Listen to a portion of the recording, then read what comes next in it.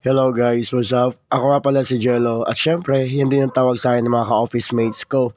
At itong araw nga to guys ay medyo pambihirang araw kasi nga makakasama ko yung boss ko. Yung boss ko pala guys, yun yung supervisor namin. Syempre, at kasama din itong mga grampingat na to. At ang grampingat niya pala guys, di ko alam, basta ang tawag doon, yun na yun. At ito nga guys ay nagsama-sama ulit kami magkakatrabaho on-site. At syempre may mga kasama kaming work from home. Kung tawagin, waha. Pero syempre, dahil waha nga sila, wala sila dyan. Kaya, inggit na lang sila. Joke lang po. At ito nga guys, ay magkakasama ulit kami ngayon papuntang Lawson. Saan mo ba kami in-expect na pumunta? To the moon. Syempre, dito lang tayo sa malapit, sa Lawson. At ito nga guys, nakita niyo yung poging-poging yon? Si Robin Padilla yon. Joke lang po. Yun pala si Erwin. At syempre, kung makita nyo, yan naman si Rancy at si Brenda. At extra nga pala dyan si Lynn. Ayun, busy. Kachat yung jowa. Uy, sana all. Erwin nga pala guys, ay dati naming ka-team. Yan nga matyaga nagtuturo sa akin nun. Siguro isa din siya sa mga naiinis sa akin kapag nagtatanong ako. Pero dahil nga sobra siya magaling, from level 1, ayan, nag-level 2 na. At ito nga guys, papasok na kami sa Lawson at syempre, kailangan namin tumagos dyan sa pintuan. Kailangan pala namin buksan yung pintuan. First time in history nga guys na magkakasama kami nakakain. Syempre, during lunch. At ito, habang iniisip ko nga na may iba na mga makakasama. Syempre, di natin alam. Yung iba bigla na lang mawawala. Tapos di naman nagpapaalam. Di mo na alam kung saan napunta. Yung kachat mo lang dati, tapos wala na. Ewan ko ba? Basta, naisip nga namin pumunta dito guys sa Lawson kasi ang target lang taga namin dito is ice coffee. Hindi ko alam sa iba. Basta ako, yun yung gusto ko. At ginagawa ko ng tubig to. Pero syempre, nandyan yung boss ko, ititreat niya daw kami ng ice coffee. Mabait pala yung boss ko guys, lalo na pagtulog. Joke lang po boss. At ayan nga, trinit kami ng coffee. Pero syempre, kailangan din namin bumili. Ayan nyo guys, yung babaeng yan, si Isabel pala yan. Isa pala siya sa mga work from home. Siguro na wala ng wifi, ayan, napilitan mag-onsite. Wala sigurong pambayad.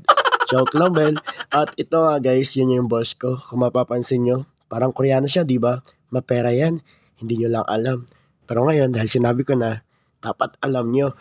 So habang busy nga yung isa dyan guys, kinuhaan ko ng video. Akala nila picture lang. Pero hindi rin alam ng boss ko na video pala. So ayun, habang kinakausap niya ako dyan, nagkikwento siya tungkol sa buhay pag-ibig niya. Tapos hindi naman naging masaya. Sorry boss, nakwento ko lang din. Wala namang magbabago kahit hindi ko sabihin. Charot lang po. Alam niyo ba guys, na once in a blue moon lang pumunta yung supervisor namin. Siyempre, kapag pumunta siya dyan, dapat maganda siya. Kasi kung wala nang pagbabago, siguro huwag na. Hindi alam ni Isabel na meron diyang CCTV. Kaya yan, tingnan yung mukha guys, nakasimangot. Siguro gutom na rin. O dahil sa kausap niya, ewan, di ko alam. Basta, at ayan napasilip na nga ako dyan. At nagulat niya sila bakit daw may video. Yung pala, nilagay ko. Pwede pala yung supervisor ko mag-bodybuilder. Kasi tingnan mo oh, at mag-posing-posing. At ayan nga, sumilip na rin si Rancy. Nagpa-cute pa. Hindi naman cute. Akala mo, sarap salin. Ano yung in-order dyan ni boss? Ang dami mga baso. Siyempre, dapat lahat ng baso may yellow. Kasi nga lalagyan nyo ng iced coffee. Bakit naman kapag tinawag na iced coffee, tapos missing yung ice? Di sana, coffee na lang. Charot lang po. At siguro guys, inasahan nga ng supervisor ko na magtatagal kami. Kasi ibang mga kasama ko, ang hirap pa mag-order. Tapos yung mga hinanap, yung wala. Tapos kapag tinanong mo, sasabihin, kahit ano na lang. Wala namang kahit ano na lang sa mga convenience store, di ba? Ay, at ayan nga, dahil nga 1 hour lang yung aming break, tinagdagan niya na, ATO. Ibig sabihin na pala ng ATO, basta yun na yun. Basta wala kaming bayad ng 1 oras. Tapos, ang supervisor ko nga pala guys, from Korea. Kaya, kung ganyan yung outfit niya, alam niyo na. Diba? So yun nga guys, after 1 year, natapos din yung boss ko sa pag-order. So sobrang tagal nga, di ko alam. Basta, ang dami rin kasing mga customers. At isa pa, parang 3 lang ata yung tao dun sa loob ng Lawson. Siguro hindi nila na-expect na magkakaroon kami ng team lunch. Kita ko nga rin eh. Hindi ko rin naman in-expect. Kasi sabi nga nila, expect the unexpected. Para handa ka. Pwede ba yun? Ngayon guys, tinawag ka nga si Greg. Kasi mahaba yung mga kamay niya. Para siya na rin maglagay ng mga iced coffee doon.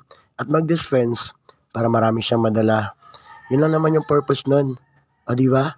Ang talino ko. At andyan nga guys si Argel. Baba, edi yan naka-block. Munti ka na hindi magkasya sa phone ko eh. Buti na lang kumasya pa. Siguro, nag-diet siya. Umigib lang kayo hanggat meron pa. Marami yan sa amin. Magsawa kayo. Ako nang titimpla. At ayun nga si Rancy. Ayan no, nagpapakit na naman sa phone ko. Oy, si Argel, katabi niya. Na kaya pinag-usapan itong dalawa. Alam ko na. Siguro, sa long calls. Kasi, after naman ng call, usually yun lang naman pinag-uusapan eh. Hindi naman pinag-uusapan kung bakit short call. Siyempre, AHT mode yun. Short call, masaya. Kapag naman long call, bahala ka dyan. Umiyak ka mag-isa. Ganun naman ang patakaran. Yun nga lang, pahaba na ng pasensya. Pero parang iba yata yung mababasahin. Charot lang po. Ayun nga guys, umigib na nga sila dyan at nagkaubusan na. So hinintay pa namin yung staff para magtimpla ng iced coffee ulit. At para naman, bigyan namin yung mga nauuhaw dun sa labas. Para kapag inuman na, iced coffee lang pala yan guys ha. Baka isip nyo, alak. May duty pa kami after nyan. So paano, matatapos na tong video. Salamat pala sa panonood. Pasensya na kung medyo magalaw. Baka nahilo ka.